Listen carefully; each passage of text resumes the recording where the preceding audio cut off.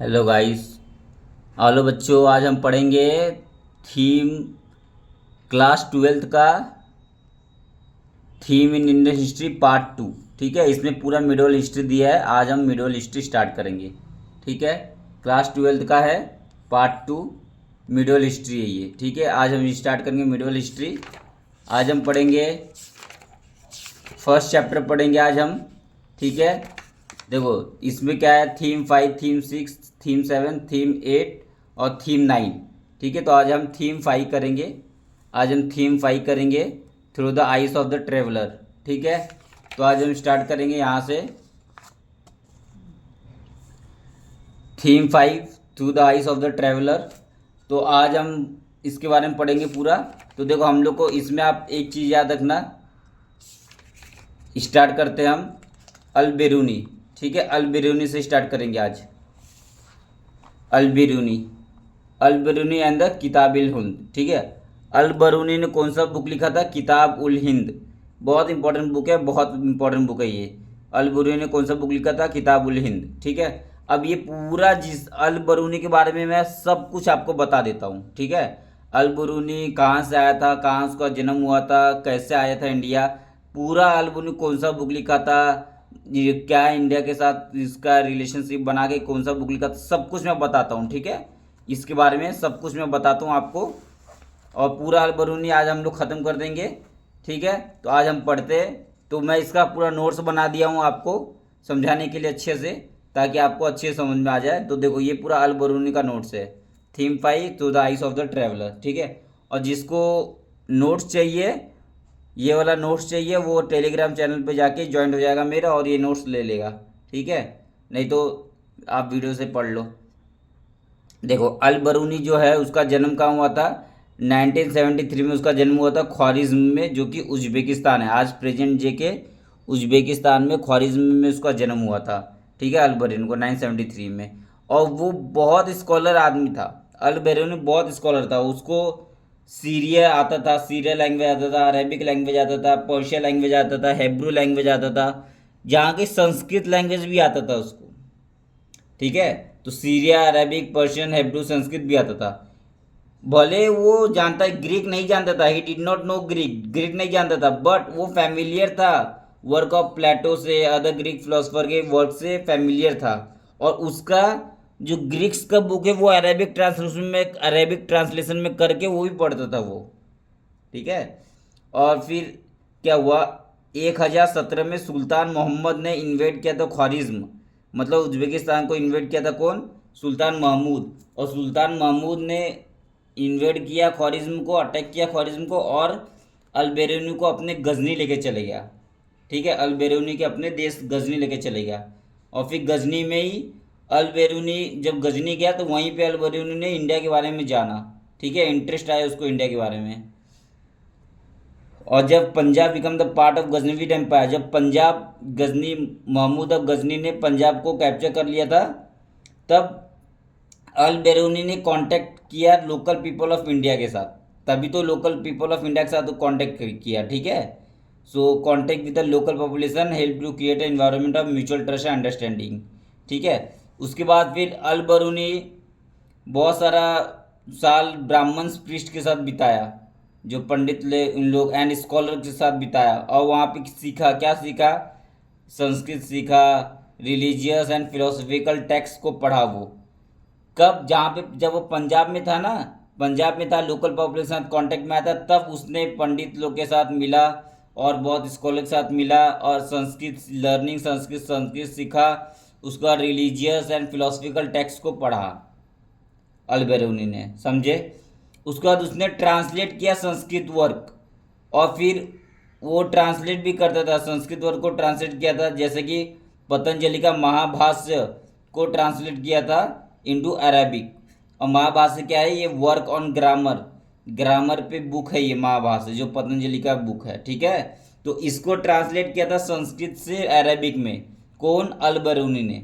अल Biruni ने पतंजलि का book को, पतंजलि का बुक जो है महाभाष्य, उसको ट्रांसलेट किया था अरेबिक में, जो कि संस्कृत में था ओरिजिनली, उसको अरेबिक में कन्वर्ट किया। और महाभाष्य कौन सा बुक है? ग्रामर का बुक है। ठीक है, और for his Brahmans for his Brahman friend, एक अल्बेरुनी का ब्राह्मण फ्रेंड था, उसके लिए भी उसने ट्रांसलेट किया था बुक। और वो बुक का क्या नाम था? ग्रीक का मैथमेटिक्स का बुक था यूक्लिड का एलिमेंट। यूक्लिड्स का बुक था एलिमेंट, यूक्लिड्स का बुक था जिसका नाम था एलिमेंट। उसको कन्वर्ट किया था किसमें? संस्कृत में, क्योंकि ग्रीक का बुक है तो ग्रीक भाषा में लिखा रहेगा ये यूक्लिड का एलिमेंट, तो उसको ट्रांसलेट किया था किसमें? संस्कृत में। समझ गए? किसके लिए ट्रांसलेट किया था? अपने एक उसका एक ब्राह्मण फ्रेंड था अल-बरूनी का, उसके लिए ट्रांसलेट किया था।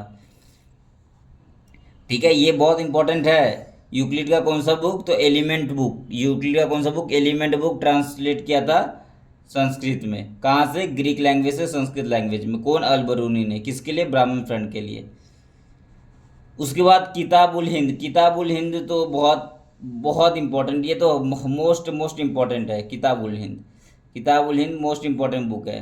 किताबुल Hind Arabic simple and lucid language में लिखा गया था, और इसको 80 चैप्टर में डिवाइड किया गया था। और इसको किताबुल हिंद कौन लिखा था? अल-बरूनी। और ये बहुत इंपॉर्टेंट है, अल-बरूनी का मोस्ट इम्पोर्टेंट बुक है किताबुल हिंद। ठीक है, किताबुल हिंद अरेबिक में लिखा गया था। कौन से लैंग्वेज में लिखा गया था? अरेबिक में, क्योंकि वो अरब का था ना अल-बेरूनी, इसलिए अरेबिक लैंग्वेज में लिखा गया था। और सिंपल एंड लूसिड लैंग्वेज में लिखा गया था। और इसके अंदर क्या, 80 चैप्टर्स में डिवाइड है ये बुक। किताबुल हिंद 80 चैप्टर्स में डिवाइड है। जैसे आज हम बायोलॉजी में 10 चैप्टर पढ़ते हैं, केमिस्ट्री में 15 चैप्टर पढ़ते हैं, हिस्ट्री में 10 चैप्टर पढ़ते हैं, वैसे ही ये बुक को 80 चैप्टर में लिखा गया था। जैसे बहुत सारे चैप्टर का इसमें नाम कैसा है? जैसे रिलीजियस एंड फिलोसफी, एक चैप्टर ये है। दूसरा चैप्टर है फेस्टिवल। तीसरा चैप्टर है एस्ट्रोनॉमी। चौथा चैप्टर है अल्केमी। अल्केमी मतलब रिलेटेड टू केमिस्ट्री। देखो, CHEM है ना, केमिस्ट्री। तो अल्केमी मतलब रिलेटेड टू केमिस्ट्री, रिएक्शंस वगैरह, इज रिलेटेड टू केमिस्ट्री। फिर मैनर एंड कस्टम्स, उसके बाद social life, weight and measures, iconography, law, metrology. Metrology मतलब मेजरमेंट ऑफ साइंस। ठीक है, मेजरमेंट ऑफ, देखो मेट्रोलॉजी क्या होता है? Metrology is the science of measurement. ठीक है, metrology is the science of measurement. तो मेजरमेंट, ठीक है, साइंस ऑफ मेजरमेंट को बोलते हैं मेट्रोलॉजी। ये सब के बारे में कौन लिखा था? किताबुल हिंद में अल-बरूनी ने। अल-बरूनी इम्पोर्टेंट क्यों है?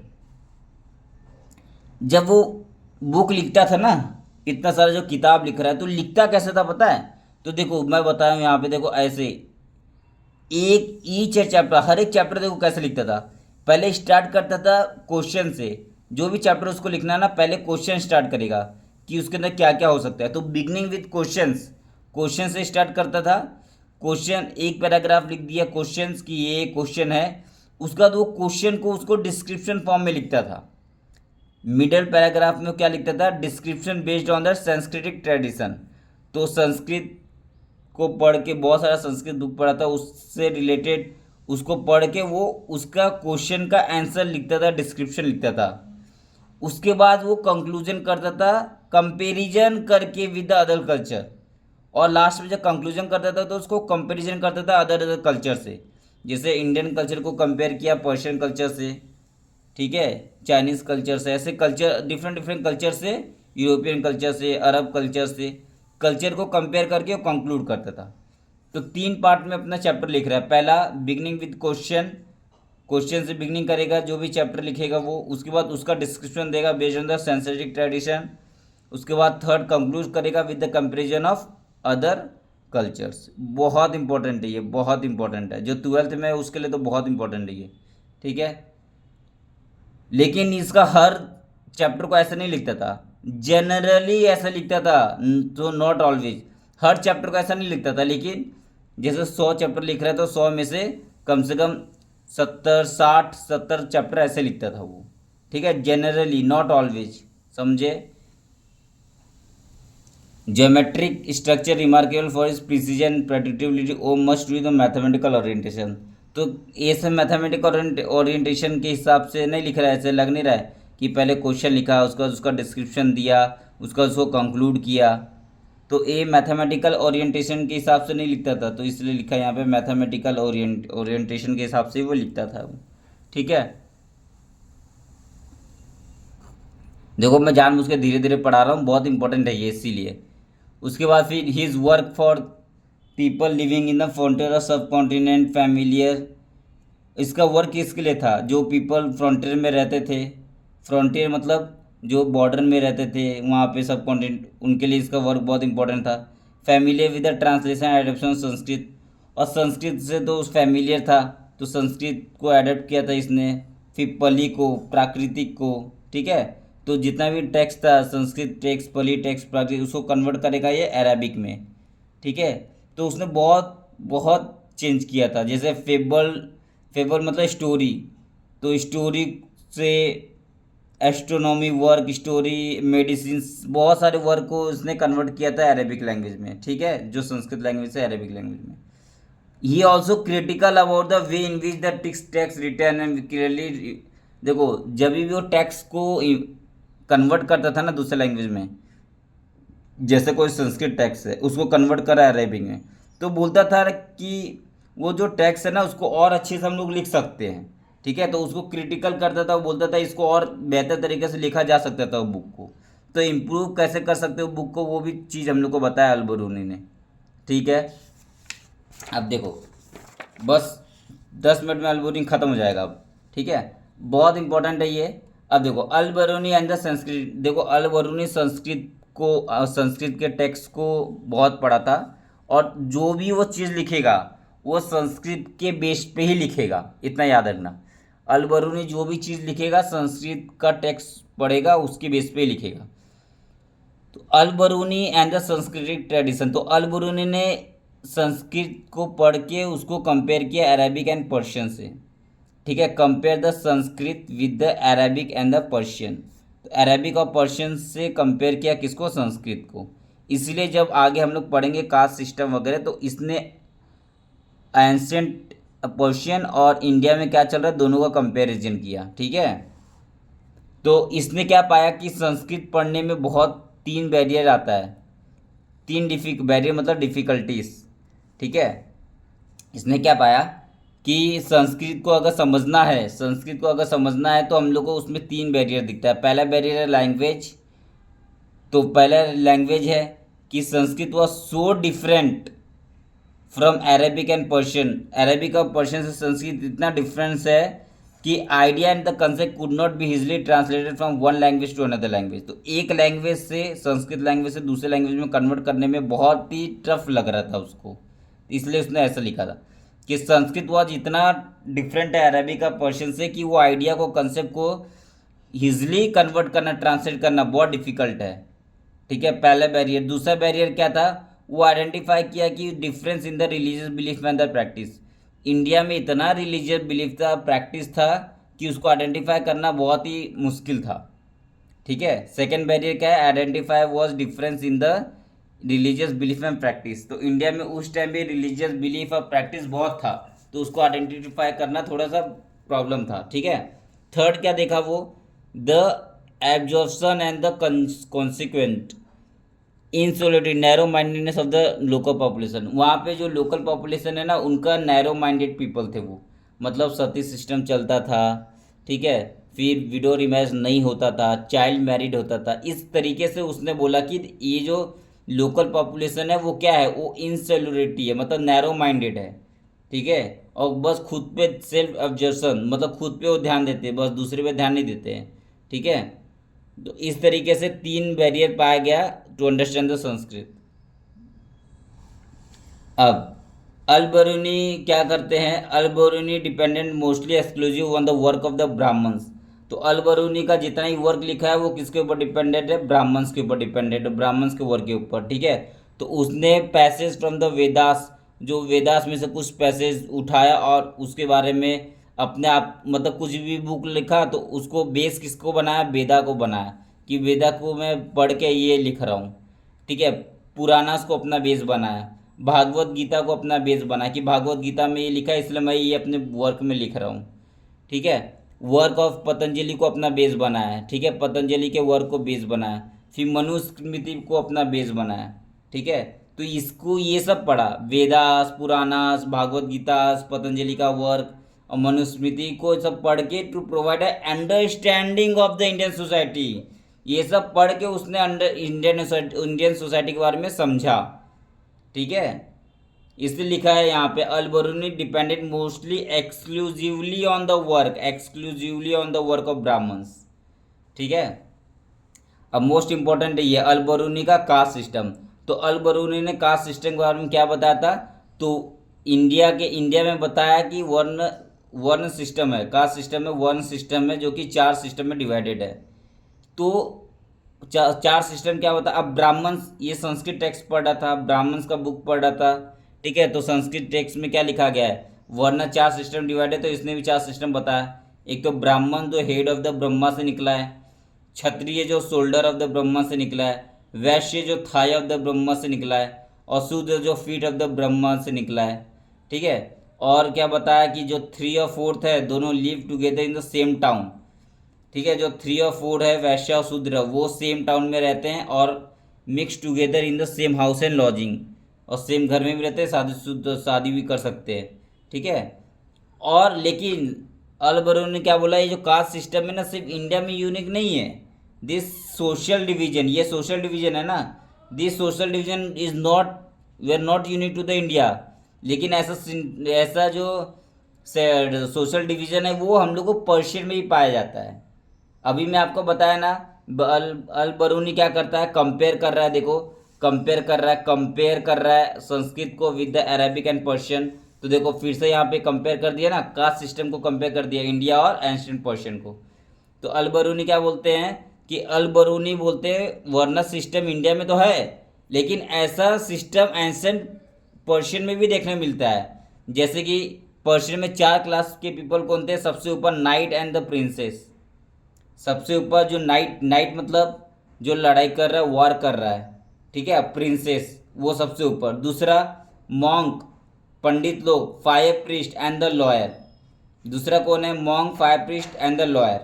तीसरा physician astronomer and the other scientist, ठीक है।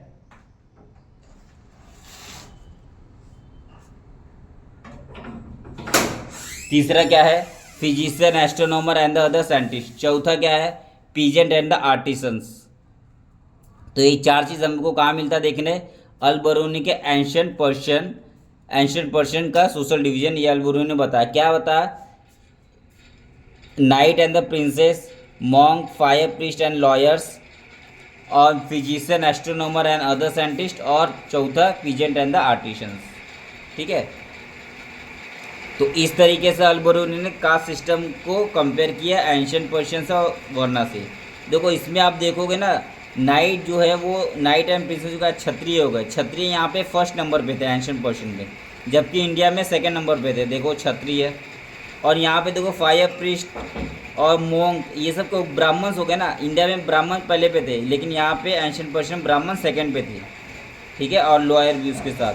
फिर third physician astronomer and the scientist, वो थर्ड पे, और फोर्थ पे पीजेंट एंड आर्टिसन। तो इसे याद करना आसान है, पहले पे क्या है, knight and the princes, second पे monk, fire priest, lawyer, third पे physician astronomer and other scientist, और फोर्थ पे पीजेंट एंड द आर्टिसन, ठीक है। तो ये आपको याद होना चाहिए। So he suggested the social division were not unique to India, he accepted the Brahmanical description of the caste system, he disapprove the notion the pollution, ठीक है। He accepted the Brahmanical description the caste system, देखो ब्राह्मण ने जो भी description दिया था caste system को, उसको एक्सेप्ट किया अल बरूनी ने, but disapprove the notion the pollution, लेकिन डिसअप्रूव कर दिया क्या, notion of the pollution. Notion of the pollution मतलब जितने भी वहाँ पे कास्ट के लोग, जितने भी वहाँ पे जैसे अनटचेबल्स लोग थे, चांडाल लोग थे, तो इनको सोसाइटी में इंटीग्रेट नहीं करने देते थे ना। संस्कृत में लिखा था चांडाल को तो गांव के बाहर रहना है, उनको गांव के अंदर नहीं आने देना, सिटी में नहीं आने देना है। तो ये सब को वो पॉल्यूशन बोलते हैं अल बरूनी, नोशन ऑफ पॉल्यूशन था ये सब। तो ये सब पॉल्यूशन थे, मतलब संस्कृत में ये सब को पॉल्यूशन माना गया। मतलब ये सब को देख लेंगे तो धर्म भ्रष्ट हो जाएगा, या इंसान का धर्म चले जाएगा और इंसान अपवित्र हो जाएगा। तो ये सब अपवित्र माना गया था ना, तो उसको ही नोशन ऑफ द पॉल्यूशन बोला गया है संस्कृत में। तो वो जो नोशन ऑफ पॉल्यूशन को डिसअप्रूव करता है अल बरूनी, ठीक है। तो ये disapprove the notion of the pollution, कि चांडाल्स जो होते थे संस्कृत में लिखा गया है चांडाल्स और अपवित्र माना गया, ये सब को डिसअप्रूव करते हैं अल बरूनी। समझ गए। He remark that everything which fall into the state of impurity strive and succeed in regaining the original condition of purity. ठीक है। So the conception of the social pollution intrinsic to the caste system was contrary to the law of the nature. ठीक है। उसके बाद जो भी social pollution और conception social intrinsic to the caste system was contrary to the law of nature. ठीक है। तो Al Biruni description of caste system was influence by study of normative Sanskrit. अभी मैं क्या बोला, अल बरूनी का कास्ट सिस्टम कहाँ से इन्फ्लुएंस हुआ, नॉर्मेटिव संस्कृत टेक्स्ट से इन्फ्लुएंस हुआ ना। But in real the caste system was not quite as rigid, लेकिन रियल में कास्ट सिस्टम इतना क्वाइट रिजिड नहीं था।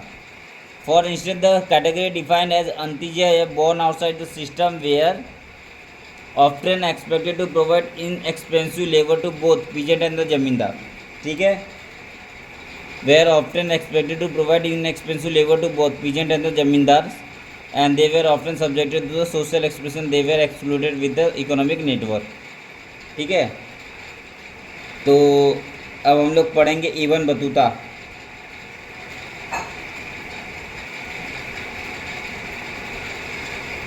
अब देखो, इबन बतूता ने एक बुक लिखा था जिसका नाम था रिहला। ये तो मोस्ट इम्पोर्टेंट बुक है। इबन बतूता ने एक बुक लिखा था जिसका नाम था रिहला। ठीक है। ये कहाँ से आया था, ये आया था मोरक्को से। मोरक्को के अंदर भी एक जगह है टैंजियर, तो आपको दोनों याद होना चाहिए, टैंजियर और मोरक्को। टैंजियर के अंदर एक मोरक्को के अंदर एक टैंजियर टाउन है, वहाँ से आया था इबन बतूता। किसके टाइम में आया था, मोहम्मद बिन तुगलक के टाइम में आया था। किसके टाइम में आया था, जब इंडिया में मोहम्मद बिन तुगलक रूल कर रहा था तब आया था ये। और बुक कौन सा लिखा था, रिहला, जिसका नाम है बुक ऑफ ट्रैवल। अरबिक में लिखा था, कौन से लैंग्वेज में लिखा था, अरबिक लैंग्वेज में लिखा था, बुक ऑफ ट्रैवल रिहला। ठीक है। ये बहुत एजुकेटेड पर्सन था, मोहम्मद बिन तुगलक के टाइम आया था और बहुत ही एजुकेटेड पर्सन था। ठीक है। और ये घुमक्कड़ आदमी था, पूरे इंडिया पूरे ऑल ओवर वर्ल्ड में घूमता था ये। ठीक है। तो इन 32 इसलिए ये मानता था कि experience gain to the traveller to be more important than the source of knowledge and book. Book से ज़्यादा नॉलेज हम लोग को घूमने से मिलता है। ठीक है। ऐसा ये इसका मानना था। इसलिए इन 1332-33 में ये ट्रिप किया था कहाँ पे, मक्का गया था, सीरिया गया था, इराक गया था, पर्शिया गया था, यमन गया था, ओमान, ईस्ट अफ्रीका। देखो बहुत ये याद रखने की जरूरत नहीं है, ये सब मैं बताने के लिए बस समझाने के लिए बता रहा हूँ। बहुत जगह घूमा था। उसके बाद वो इन 1333 में सेंट्रल एशिया से सिंध आया।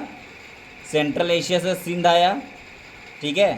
सिंध कैसा आया, सिंध से मुल्तान और उच्च ट्रैवल करके वो दिल्ली सुल्तान के पास आया। और वहाँ उस टाइम कौन रूल कर रहा था, मोहम्मद बिन तुगलक।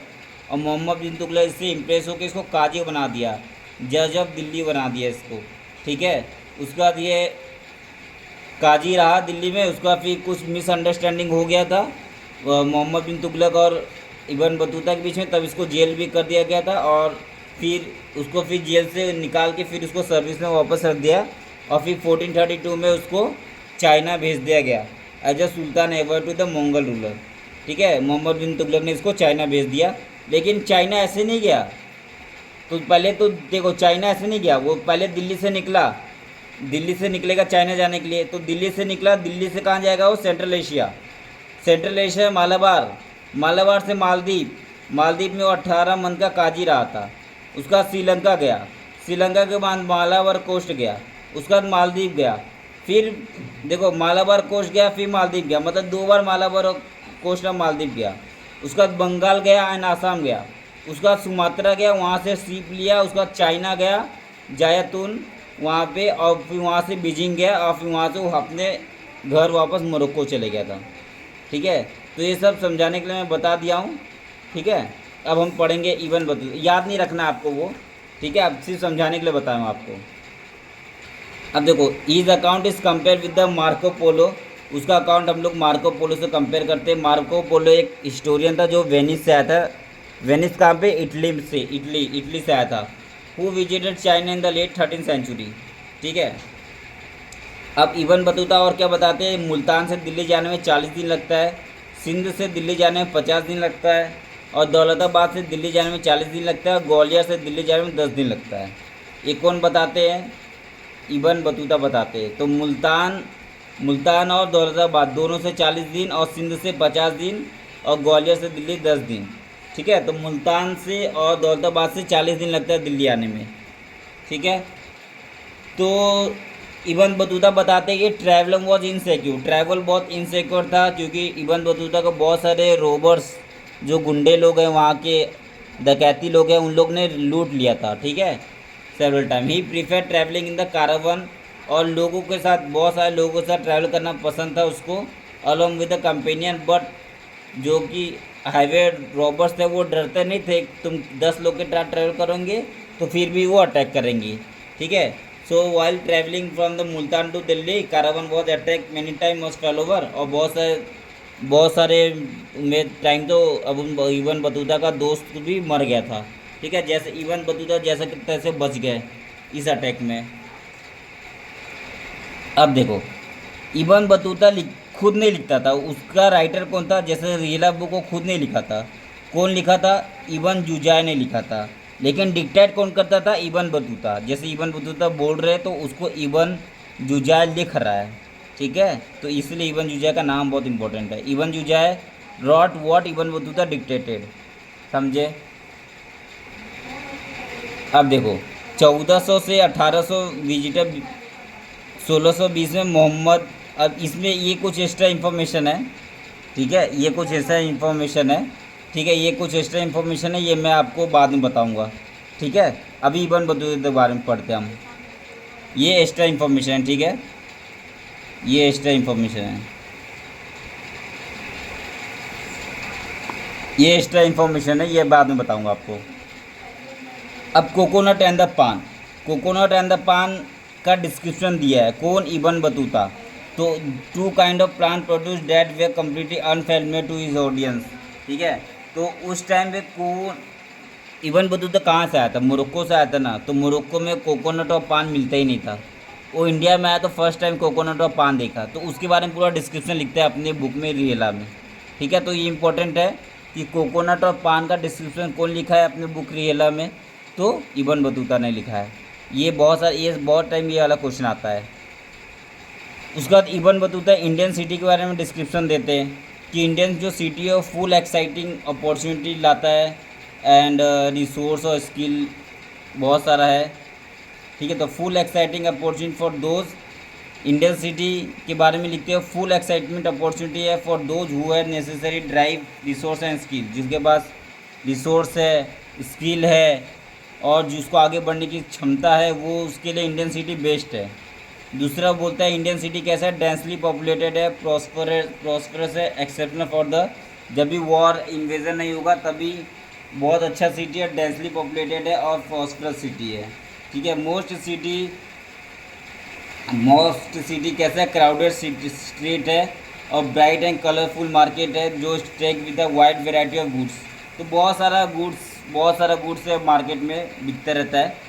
और दिल्ली है जो vast city with the great population, the largest in India, और दिल्ली को बहुत बड़ा वॉस्ट सिटी बताया गया है इब्न बतूता, और ग्रेट पॉपुलेशन बोला।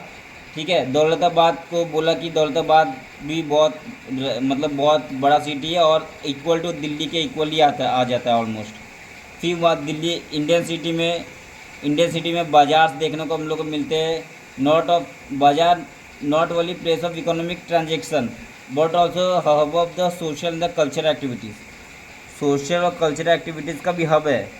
ठीक है, मोस्ट बाजार has mosque and the temple, बहुत सारे बाजार में क्या है? बहुत सारे बाजार में है मॉस्क है, टेम्पल है बहुत सारे बाजार में। ठीक है, space where mark for the public performance by dancer, musician and the singer. Prosperity of the town, तो टाउन का बाजार के अंदर क्या है? मॉस्क है, टेम्पल भी है।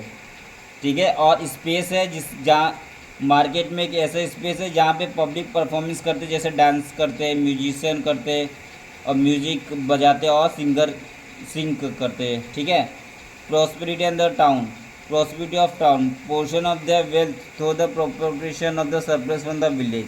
तो टाउन का प्रॉस्पेरिटी कैसा था? तो टाउन से पैसा कैसे आता था टाउन में? तो विलेज के सरप्लस से आता था। विलेज में जो भी ज़्यादा अनाज हो जाता था तो उसका जो भी एक्स्ट्रा पैसा है वो टाउन में आता था। इसलिए टाउन ज़्यादा फ्लोराइज हो रहा था उस टाइम, ठीक है। अब Indian agriculture was very productive, Indian agriculture बहुत ही ज़्यादा प्रोडक्टिव था, ठीक है।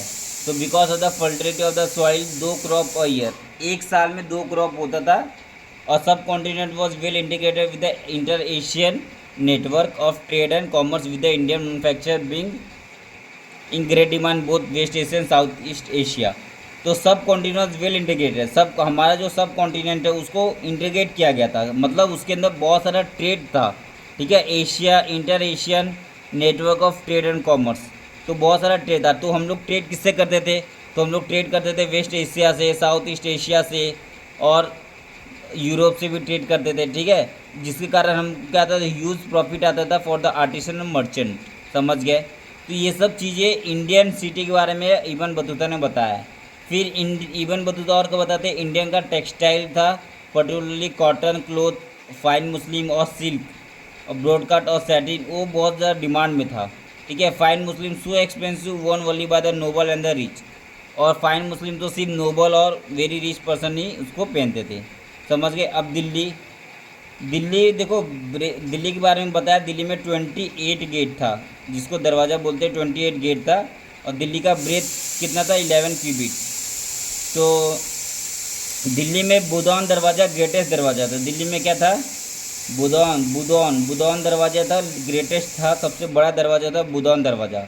एक था दिल्ली में 28 गेट था, जिसके अंदर बुदौन दरवाज़ा सबसे ग्रेटेस्ट, और मांडवी दरवाज़ा जो ग्रेन मार्केट के लिए था, जहाँ पे चावल दाल पल्सेस सब मिलेगा, वो मांडवी दरवाज़ा। गुल दरवाज़ा जहाँ पे ओरछाड़ था, ओरछाड़ जहाँ पे था वो गुल दरवाज़ा। और फाइन सिमेट्री भी था दिल्ली में, जहाँ पे लोग आते थे फ्लावर टूबर जासमीन वाइल्ड रोज ये सब चढ़ा के जा, सिमेट्री मतलब जहाँ पे लोगों को दफना देते वो जगह, ठीक है। तो समझ गए, बुदौन दरवाज़ा ग्रेटेस्ट दरवाज़ा, मांडवी दरवाज़ा ग्रेन मार्केट के लिए, गुल दरवाज़ा ओरछाड़ के लिए, ठीक है। उसका दौलताबाद के बारे में बताते हैं कि यहाँ पे मार्केट प्लेस था for the male and female singer, जिसका जगह का नाम क्या है, ताराबाद, ठीक है। दौलताबाद में एक मार्केट प्लेस था मेल एंड फीमेल सिंगर के लिए, जिसको बोलते ताराबाद, ठीक है। अब सबसे मोस्ट इम्पॉर्टेंट है पोस्टल सिस्टम, मोस्ट इम्पॉर्टेंट है पोस्टल सिस्टम। इब्न बतूता जो बताते हैं efficiency of the postal system 2 part में डिवाइडेड है, एक तो उलूक और एक दावा। उलूक मतलब हॉर्स पोस्ट, हॉर्स पे सवार होके एक चिट्ठी को एक जगह से दूसरे जगह में पहुंचाना है। और दावा मतलब फूट पोस्ट, मतलब पैर से चल के एक जगह से दूसरे जगह में पहुंचाना है। समझ लो ए से आपको ई के अंदर ए से ई तक आपको मैसेज पहुंचाना है, एक चिट्ठी पहुंचाना है। तो उलूक में क्या होता था, हॉर्स पोस्ट मतलब हॉर्स पे सवार होके एक आदमी जाएगा ए से ई, तो 4 माइल के अंदर ए से बी, बी से सी से डी, डी से ई। तो एक स्टेशन जो होता था ना, एक स्टेशन 4 माइल का होता था, मतलब ए से बी 4 माइल का एक स्टेशन, फिर बी से सी 4 माइल का दूसरा स्टेशन, सी से डी 4 माइल का तीसरा स्टेशन, और डी से ई 4 माइल का चौथा स्टेशन। तो जैसे एक आदमी गया 4 माइल चढ़ा और यहाँ से फिर दूसरे आदमी को दे दिया पोस्ट, वो सी पे गया, फिर डी पे गया, फिर ई पे गया, ऐसे, ठीक है। तो इस तरीके से सिस्टम ए से ई पे कोई भी लेटर है, कोई भी डाक पहुंचाना है तो आराम से पहुंच जाता था। उसको क्या बोलते हैं, उलूक हॉर्स पोस्ट, समझ गए। सेकंड क्या था, दावा क्या है, फुट पोस्ट, चल के चलना है। जब चल के चलेंगे तो डिस्टेंस ऑटोमेटिक कम हो जाएगा ना, ए से ई पहुंचाना, तो ए से बी का डिस्टेंस कितना, देखो घोड़ा तो ज़्यादा भाग सकता है ना, 4 माइल भाग सकता है, लेकिन हम 4 माइल थोड़ी चल सकते हैं। तो यहाँ पे ए से बी के बीच में डिस्टेंस कितना था, 0.3 माइल का डिस्टेंस था, मतलब एक स्टेशन पे 0.3 माइल का डिस्टेंस था। तो आदमी 0.3 माइल चल के बी को दे दे रहा है चिट्ठी, और फिर बी से दूसरा आदमी निकल रहा है वो सी को दे दे रहा है चिट्ठी, फिर सी से दूसरा आदमी निकल रहा है वो डी को दे दे रहा है चिट्ठी, फिर डी से दूसरा आदमी निकल रहा है वो ई पे चिट्ठी पहुंचा दे रहा है। इस तरीके से चिट्ठी पहुंचता था, ठीक है। इसको क्या बोलते थे, और चल के पहुंच रहा है तो बाय फुट वर्क, तो फुट था, ये चल रहा है, फुट सिस्टम था, इसलिए इसको दावा बोलते हैं। और उलूक और फुट में, उलूक और दावा में फास्टर कौन था, तो फास्टर दावा था। अब ये मत सोचना ये हॉर्स था, लेकिन फिर भी ये फास्टर सिस्टम नहीं था, फास्टर सिस्टम कौन था, दावा था। देखो हॉर्स कभी कभी आलसी बना कर देते, दौड़ेंगे नहीं, तो दौड़ेंगे नहीं, खाना नहीं मिला, नहीं दौड़ेंगे, कुछ नहीं। इसलिए ये मतलब ज़्यादा फास्ट सिस्टम नहीं था उल्लू, दावा ज़्यादा फास्ट सिस्टम था, ठीक है। और इसको रिले पोस्ट है, रिले पोस्ट मतलब एक दूसरे को दे दे के ऐसे पहुँचा रहे ना, और ज़्यादा क्विक सिस्टम भी था, इफिशिएंट सिस्टम। अब इवन बतूता बताते हैं कि दिल्ली से सिंध पहुंचने में पहले 50 दिन लगता था पोस्टल को, लेकिन वही पोस्टल को अब ये जो सिस्टम के कारण दिल्ली से सिंध पहुंचने में सिर्फ 5 दिन लग रहा है। तो कितना इफिशिएंसी सिस्टम था पोस्टल सिस्टम उस टाइम दिल्ली सल्तनत में, समझ गए। तो इस तरीके से आपका इबन बतूता ख़त्म। नेक्स्ट लेक्चर में हम पढ़ेंगे फ्रैंकोइस बर्नियर, नेक्स्ट लेक्चर में हम पढ़ेंगे फ्रैंकोइस बर्नियर, और नेक्स्ट लेक्चर में फ्रैंकोइस बर्नियर को पूरा ख़त्म करेंगे। ओके, अब देखो मैंने आपको बुक से क्या क्या पढ़ाया मैं आपको बता देता हूँ।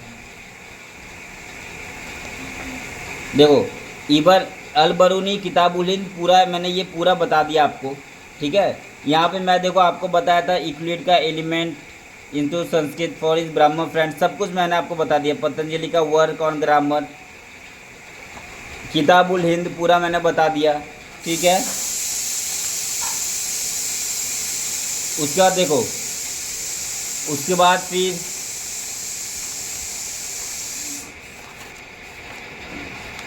देखो अल बरूनी का, उसका फिर हम लोग ने अल बरूनी का सब पढ़ लिया है। अल बरूनी का फिर मैंने पूरा आपको ये बताया। देखो मैंने आपको बताया था ना तीन बैरियर बताया था। एक लैंग्वेज वाला बताया था, देखो Sanskrit was the language, Sanskrit वाला सेकेंड बैरियर आपको बता दिया था, identify the difference. Third barrier आपको बता दिया। उसके बाद अल बरूनी का कास्ट सिस्टम आपको बता दिया, पूरा कास्ट सिस्टम के बारे में बता दिया था। नाइट, फिर lawyer, priest, scientist, artisan, peasant and artisan, notion of pollution, ठीक है, नोशन ऑफ पोल्यूशन, ये सब मैंने आपको बता दिया, ठीक है। अल बरूनी का जो कास्ट सिस्टम था, ब्राह्मण्स वगैरह, वो सब मैंने बता दिया, ठीक है। तो ये अल बरूनी आपको पूरा बता दिया। उसका बाद इबन बतूता मैंने आपको बताया। देखो पूरा बुक से मैंने आपको बता दिया, मैंने बस आपको बता दे रहा हूँ। इबन बतूता मैंने आपको पूरा ये बता दिया, ठीक है। उसका देखो टैंजियर से आया था, ये बता दिया था आपको। उसका फिर यहाँ पे ये बता दिया, देखो इबन बतूता रिस सिंध, ये सब बता दिया आपको, ठीक है। ये सब कहाँ से आया था, श्रीलंका, मालाबार कोस्ट, ये सब मैंने आपको बता दिया, ठीक है। उसका चाइना आया था, डिस्टेंस देखो ग्वालियर से दिल्ली आने में 10 दिन लग रहा है, दौलताबाद से दिल्ली आने में 40 दिन लग रहा है, ठीक है। ये सब मैं आपको बता दिया, ठीक है। फिर चाइना गया था, जैतून वगैरह, ठीक है। इसका वर्क मार्को पोलो से कंपेयर करते हैं, ये सब बता दिया था आपको, ठीक है। तो ये बुक में जितना सब कुछ लिखा है सब मैंने आपको एकदम आसान लैंग्वेज में बता दिया, ठीक है। उसके बाद फिर देखो, उसके बाद फिर है यहाँ पे देखो, फिर इबन बतूता के बारे में देखो, यहाँ पे ये बता दिया आपको, कोकोनट एंड पान वाला बता दिया था। इबन बतूता का कोकोनट एंड पान वाला बता दिया था। उसके बाद फिर देखो ये पोस्ट सिस्टम बता दिया था आपको। यहाँ पे बुधौन दरवाज़ा 28 गेट बता दिया, ये सब आपको, ठीक है। देखो ये सब बता दिया था आपको। उसके बाद फिर यहाँ पे देखो, तो देखो यहाँ पे मैंने आपको पूरा ट्रेड वाला बताया। फिर एक ताराबाद बताया था दौलताबाद में, ठीक है, सब मैं आपको बता दिया हूँ। उसके बाद यहाँ पे देखो हॉर्स और फूट उलूक सिस्टम बता दिया आपको, ठीक है। दावा सिस्टम बता दिया, दावा बता दिया, ठीक है। तो ये सब आपको मैं बता दिया। इस तरीके से हमारा पूरा इबन बतूता होता है ख़त्म। अब एक और मैं आपको बोला था कि यहाँ पे एक्स्ट्रा लिखा गया है, देखो ये बोला था ना एक्स्ट्रा इन्फॉर्मेशन है, तो ये क्या है, ये 1620 में महमूद वाल बाल्खी अफ़गानिस्तान से आए थे इंडिया में ड्यूरिंग द जहांगीर। कौन? महमूद वाली वाल्खी, ठीक है। और ये सन्यासी बन गए थे कुछ टाइम के लिए। 1620 में आए थे महमूद वाली वाल्खी, जो अफ़गानिस्तान से आए थे, ठीक है, अब जहांगीर के टाइम। फिर 1740 में शेख अली हाजिन, जो मोहम्मद शाह के टाइम आए थे नॉर्थ इंडिया में, शेख अली हाजिन, ठीक है। ये कहाँ से आए थे? इस्फहान, ईरान से आए थे, ठीक है। और ये डिसअपॉइंटेड हो गए थे इंडिया में आके, क्योंकि इनको रेड कारपेट ट्रीटमेंट नहीं मिला था, इसीलिए। बस इसके अंदर इतना इंपॉर्टेंट है। ठीक है, ये क्यों मैं बताया, क्योंकि ये यहाँ पे लिखा गया है। देखो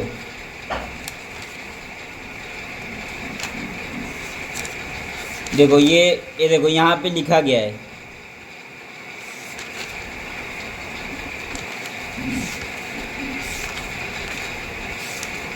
ठीक है, ये यहाँ पे लिखा गया है, ये यहाँ पे लिखा गया था, इसलिए मैंने आपको बता दिया था मोहम्मद बिन वाल्की और ये सब। तो बस इतना इम्पोर्टेंट है, इससे ज़्यादा और कुछ इम्पोर्टेंट नहीं है। ठीक है, बाकी हम जब फ्रैंको बर्नियर पढ़ेंगे, लास्ट हमारा टॉपिक क्या है, बर्नियर। ठीक है, अब ये बर्नियर जब हम पढ़ेंगे तो उसके बारे में आपको बहुत डिटेल में बताऊँगा। फ्रैंकोइज बर्नियर वो नेक्स्ट लेक्चर में पढ़ेंगे। ओके, चलो थैंक यू, और अच्छे से पढ़ो, ये चैप्टर बहुत इंपॉर्टेंट है। Okay, thank you.